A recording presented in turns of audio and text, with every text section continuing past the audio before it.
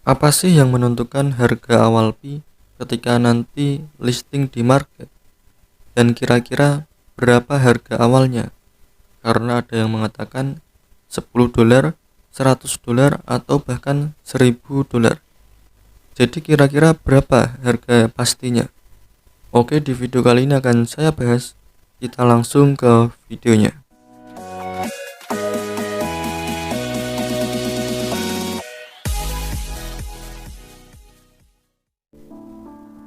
Oke, assalamualaikum warahmatullahi wabarakatuh. Kembali lagi di channel Cuan ID.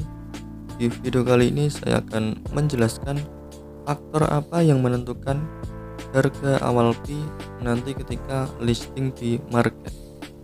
Jadi terkait dengan harga awal ini, banyak sekali yang bertanya-tanya, berapa sih harga awal dari koin Pi ini?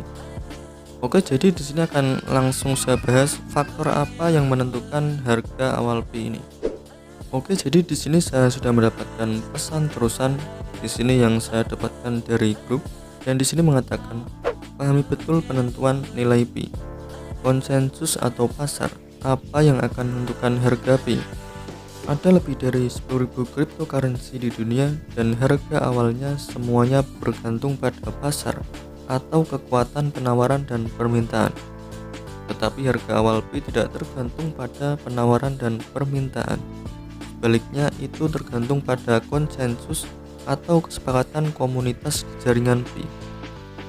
Jadi jika dilihat di sini, ini luar biasa sekali. Di sini benar dikatakan bahwa kripto selain dari Pi ini, rata-rata kebanyakan dari kripto tersebut mereka melakukan listing terlebih dahulu. Di situ mereka melakukan private sale ketika di awal launching. Nah, itu fungsinya supaya bisa membangun komunitas yang besar.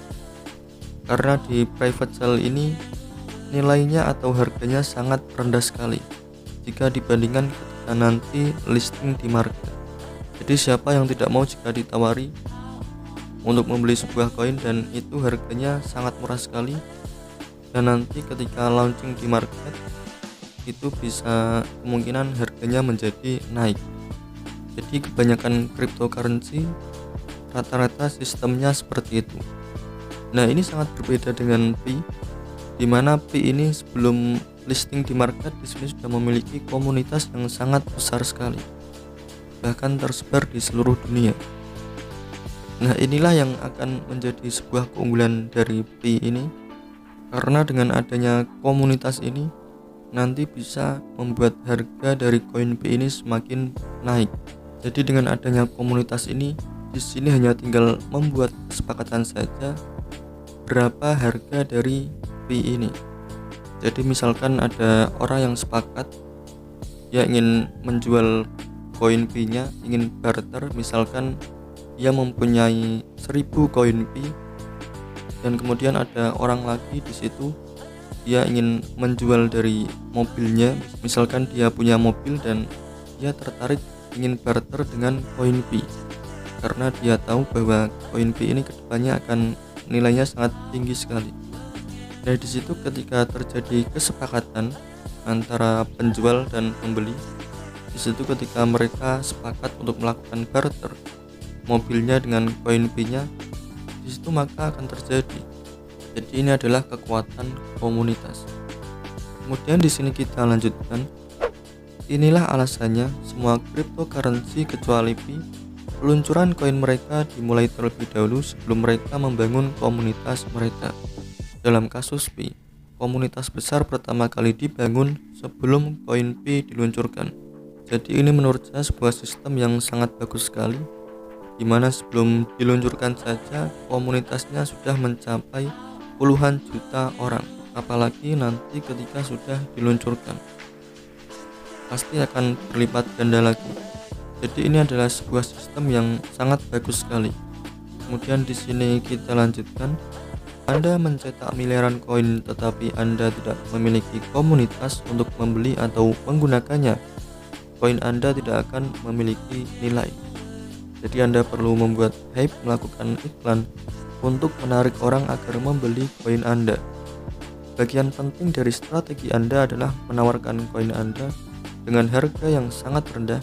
Ini disebut penawaran koin awal atau ICO.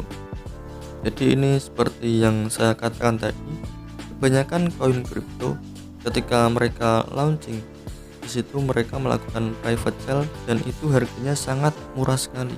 Untuk koin P ini nantinya tidak memerlukan strategi seperti itu, karena di sini belum listing di market saja, komunitasnya sudah sangat besar sekali. Jadi kita tunggu saja strategi apa kira-kira yang nanti akan digunakan supaya membuat koin P ini semakin berharga nilainya. Oke, kemudian di sini kita lanjutkan. Semua cryptocurrency dimulai dengan ICO dengan nilai hampir nol atau sangat rendah. Dan sementara permintaan tumbuh, harga mereka naik karena pasokan koin ini sengaja dibuat terbatas. Jadi memang benar bahwa untuk semua mata uang kripto ini pasarlah yang menentukan harga awal. Jadi di sini kenapa dikatakan pasarlah yang akan menentukan harga awal? Karena seperti ini. Jadi saya sempat bermain sebuah koin kripto dan disitu ketika harga awal dia launching di market, dia listing di market. Nah itu harganya sangat tinggi sekali. Kalau tidak salah di situ mencapai $100. Nah, tetapi apa yang terjadi ketika itu tidak dibarengi dengan komunitas yang solid? Dan itu saya lihat sendiri, harga yang semula $100 di situ sangat anjlok ke bawah menjadi beberapa dolar saja, hanya dalam beberapa hari. Jadi di sini percuma ketika ada sebuah koin kripto dia listing dengan harga yang tinggi, tapi di situ tidak memiliki komunitas yang solid sehingga harganya langsung menjadi turun. Jadi di sini benar bahwa pasarlah yang akan menentukan harga awal. Jadi mau harganya tinggi atau rendah, di situ pasar yang menentukan. Karena di sini berlaku hukum supply and demand. Oke, kemudian di sini kita lanjutkan. Tetapi ketika berbicara tentang Pi, kasusnya berbeda karena ukuran dan demografi komunitas prabangunnya. Ada lebih dari 30 juta anggota Pi Network saat ini dan diperkirakan akan segera berlipat ganda. Semua jenis orang sudah ada di komunitas ini seperti produsen, pemasok, penjual, reseller, pemilik logistik, penyedia layanan profesional, pekerja lepas terampil, dan pembeli atau konsumen. Jadi jika kita lihat di Pi ini, komunitasnya sudah terbentuk dan sangat aktif sekali, dan di sini sudah sangat banyak sekali perusahaan-perusahaan yang mau bekerja sama dengan Pi ini. Mereka mau menerima pembayaran dengan menggunakan koin Pi. Jadi di sini jika dilihat dari segi komunitasnya, di sini sudah sangat terbentuk. Oke, kemudian di sini kita lanjutkan. Mereka semua melihat koin Pi sebagai sumber kekayaan. Mereka semua ingin menggunakan koin Pi untuk membeli barang-barang yang mereka impikan. Mereka sangat bersedia untuk menawarkan layanan dan produk mereka satu sama lain dengan imbalan koin Pi. Faktanya sudah ada perusahaan besar yang mengiklankan produk mereka dan akan menerima Pi sebagai pembayaran. Jadi di sini para komunitas Pi mereka sudah sangat percaya bahwa kedepannya koin Pi ini akan sangat bernilai sekali. Sehingga di situ terbentuk sebuah komunitas dan di situ terbentuk perusahaan-perusahaan yang mau bekerja sama dengan Pi ini. Jadi sejauh ini sudah sangat luar biasa sekali. Oke, di sini kita lanjutkan.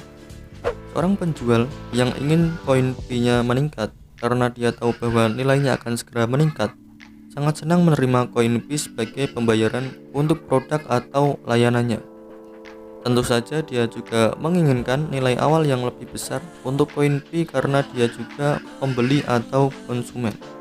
Jadi di sini banyak sekali mereka yang sudah menawarkan produk mereka dan di situ mereka mencantumkan berapa jika dihargai dengan koin Pi. Jadi mereka mau melakukan itu karena mereka sudah tahu, mereka sudah percaya dengan koin Pi ini, sehingga mereka mau menukarkan produk mereka, menukarkan barang mereka menggunakan koin Pi.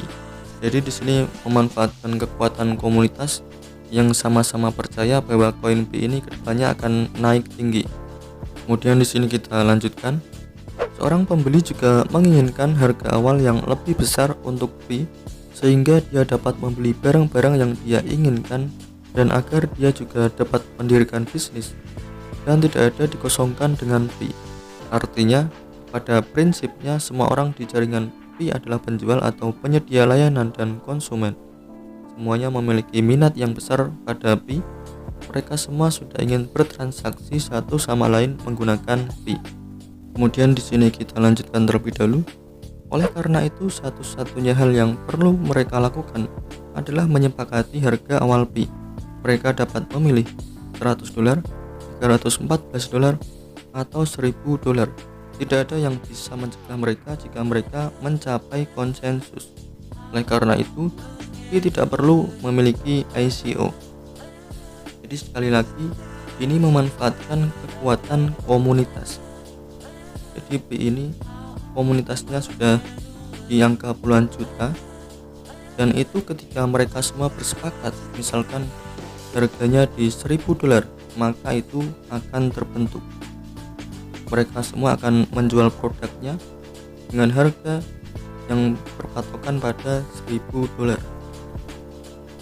dan itu tidak ada yang bisa mencegah karena sudah menjadi kesepakatan bersama. Kemudian di sini kita lanjutkan, tetapi kita harus mempertimbangkan juga harga awal yang ideal dari fee. Karena jika terlalu rendah, itu tidak akan memulai ekonomi ekosistem globalnya dan proyeknya akan gagal. Jika terlalu tinggi, akan menjadi penghalang masuknya pendatang baru. Menurut saya, harga ideal fee saat peluncuran adalah $100 sampai $300. Di sini pasar masih merupakan faktor untuk harga awal yang ideal, tetapi itu adalah sekunder. Jadi di sini kita juga tidak bisa berharap harganya terlalu tinggi ataupun terlalu rendah. Jadi di sini kita harus memakai harga yang ideal supaya kalau ada pendatang baru, mereka masuk di situ juga tidak kesulitan, dan juga ekonomi ekosistem fee ini bisa terbentuk. Jadi nanti kalau mungkin ada info tentang kesepakatan nilai fee ini akan saya infokan di video selanjutnya. Oke, di sini kita lanjutkan terlebih dahulu. Pada saat fee mulai diperdagangkan atau digunakan dalam transaksi, kekuatan penawaran dan permintaan mulai berlaku. Pasar terbuka sekarang akan mempengaruhi pergerakan harga selanjutnya, tapi dijamin bertambah karena efek jaringannya. Saat diluncurkan, Pi Network akan memberikan dampak besar jika harga awalnya tinggi, karena orang luar akhirnya akan melihat kekayaan yang akan dinikmati anggota Pi Network karena koin Pi yang mereka tambang dengan sabar. Jadi di sini kita sebagai pionir juga berharap ketika diluncurkan nanti harganya bisa melambung tinggi, sehingga di situ bisa meningkatkan ekonomi kita sebagai pionir, sebagai penambang dari koin Pi ini. Jadi di sini dikatakan, jadi dengan begitu nanti ketika ada orang yang melihat kita sebagai pionir ternyata memiliki kekayaan yang mewah yang semula mungkin tidak berkecukupan, dan setelah kenal dengan adanya Pi ini ternyata memiliki kekayaan yang luar biasa, dan di situ akan menimbulkan orang-orang akan banyak tertarik dengan Pi. Jadi ini bisa menjadi sebuah nilai yang positif. Oke, di sini kita lanjutkan. Pi Mainnet jaringan tertutup resmi ditayangkan. Pi Mainnet fase perdagangan internal telah resmi diluncurkan. Informasi panas pertama yang diberikan kepada Anda, total pasokan Pi ditetapkan pada 100 miliar Pi koin, di mana Pi CT memegang 20 miliar, komunitasnya adalah 80 miliar. Dalam 80 miliar ini, sekitar 20 miliar sebelum penambangan mainnet, sekitar 45 miliar penambangan Pi Mainnet, sekitar 5 miliar penggunaan menyediakan kumpulan likuiditas, sekitar 10 miliar untuk dana investasi kegiatan masyarakat. Ada banyak informasi yang lebih penting dalam buku putih baru ini. Saya akan update secara bertahap untuk Anda. Jadi meskipun menerima banyak kritik yang tidak berdasar selama 1 tahun terakhir, PCT tetap memenuhi jadwal dan menepati janji kepada komunitas. Bangun sistem node yang berjalan di platform teknologi blockchain SCP. Buat dompet Pi non penahan dengan keamanan tinggi memenuhi standar dompet terdesentralisasi. meluncurkan Pi SDK sehingga aplikasi dapat berkembang di ekosistem Pi. Atur Pi Hackathon dengan hadiah $10.000 plus 10.000 Pi. Dan akhirnya peluncuran mainnet fase pertama pada hari terakhir dekat tahun 2021. Jadi untuk info mainnet kemarin disitu sangat mengejutkan sekali, karena banyak orang tidak mengira bahwa mainnet benar-benar terjadi. Jadi banyak mereka yang meragukan bahwa mainnet ini tidak akan terjadi, tetapi disitu dibuktikan oleh core team dengan keseriusannya bahwa mainnet akhirnya diluncurkan pada akhir bulan Desember kemarin. Jadi itu menjadi sebuah kabar yang sangat menggembirakan sekali bagi para pionir, khususnya yang mereka sudah sejak dari awal menambang koin Pi ini. Jadi di sini kita bisa lihat kerja keras yang dilakukan oleh core team ini. Oke, di sini kita lanjutkan. Selamat atas upaya tak kenal lelah dari PCT. Selamat kepada komunitas Pi pada umumnya dan komunitas TK pada khususnya karena telah memiliki cukup ilmu dan pendirian yang tabah untuk bisa sampai seperti sekarang ini. Untuk terus menulis mimpi membangun cryptocurrency yang benar-benar terdesentralisasi. Masih ada jalan yang sangat panjang, namun dengan pikiran dan jangkauan PCT, kita dapat sepenuhnya melanjutkan mimpi ini. Jadi di sini upaya yang dilakukan oleh PCT ini akan dimaksimalkan, dan kita sebagai komunitas juga harus ikut serta mengoptimalkan hal tersebut. Jadi di sini kita sebagai pionir harus mengikuti segala update terbaru supaya kita tidak ketinggalan informasi-informasi yang ada di Pi Network ini. Jadi untuk saat ini kita sudah berada di fase mainnet. Di sini kita tinggal menunggu proses KYC saja, dan setelah KYC ini nanti koin Pi yang selama ini kalian tambang akan masuk ke wallet kalian. Dan disitu bisa kalian gunakan untuk transaksi dan lain-lain sebagainya ketika disitu sudah diperbolehkan. Jadi jangan sampai belum diperbolehkan tetapi kalian sudah melakukan transaksi. Jadi terkait untuk larangan-larangan ini silahkan kalian tonton di video sebelumnya. Disitu saya sudah menjelaskan apa yang harus dilakukan sebelum KYC dan sesudah KYC. Disitu wajib kalian tonton supaya akun kalian aman, supaya tidak di-banned secara permanen. Karena sayang jika kalian sudah nambang dari awal, koin Pi kalian sudah banyak tetapi akun kalian di-banned. Jadi jangan sampai hal itu terjadi. Oke, jadi untuk video kali ini saya akhiri dulu. Jangan lupa klik tombol like jika videonya bermanfaat. Dan untuk segala update info-info terbaru terkait Pi Network ini akan saya bahas di video selanjutnya. Oke, saya akhiri dulu video kali ini. Seperti biasanya, salam cuan, terima kasih. And if I say it enough, it gets ingrained.